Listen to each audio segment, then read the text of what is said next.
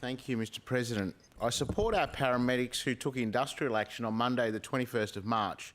The industrial action was calling attention to the depletion of ambulance resources, which is putting our community at risk. Our paramedics did not make this decision lightly. Our paramedics have risked their lives throughout the pandemic, and the government refuses to listen to the crucial issue of resourcing our ambulance service. Our intensive care paramedics are overstretched, and this could have dangerous consequences for people across the state. Unfortunately, the government has been negligent when it comes to resourcing our ambulance service, and funding reform is urgently required.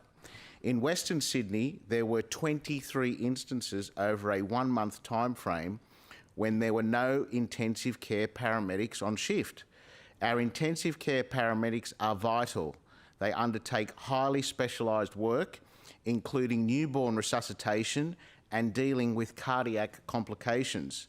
They cannot simply be replaced by paramedics without the specialised training because of the penny-pinching Liberals and Nationals. Paramedics are crying out for help.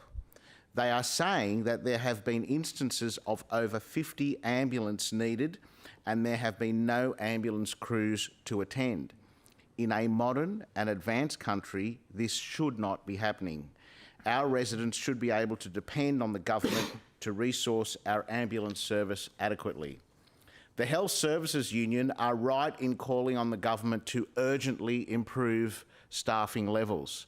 Secretary of the Health Services Union, Gerard Hayes, has said that our service requires an immediate injection in excess of 2,000 paramedics. We must listen to paramedics who are on the ground each and every day, and the union who are telling the government about the chronic shortages and the risk it poses to our residents. Our population is only growing. Funding reform is crucial to meet our state's needs. The government must sit down with the HSU and actually listen about the chronic lack of resourcing that is adversely impacting the ambulance service and the danger it poses. The HSU has been warning for years of the problems with the New South Wales ambulance, which is overwhelmed due to under-resourcing. It was under already enormous pressure well before COVID arrived, and COVID has only increased this strain. The latest Bureau of Health Information data demonstrates that our residents are waiting longer for ambulances to turn up than they have in over the past 10 years. The entire service is under immense pressure, including our regional and rural service, which is in desperate need of resourcing. Our paramedics have been on the front lines of this pandemic and are heroes. The Newcastle Herald recently reported on instances of paramedics working 18-hour shifts. We have also heard from paramedics that they have had to work gruelling 13-hour shifts and have been forced to take their ambulances home and be on call. Despite their tireless work, the government severely underpays paramedics.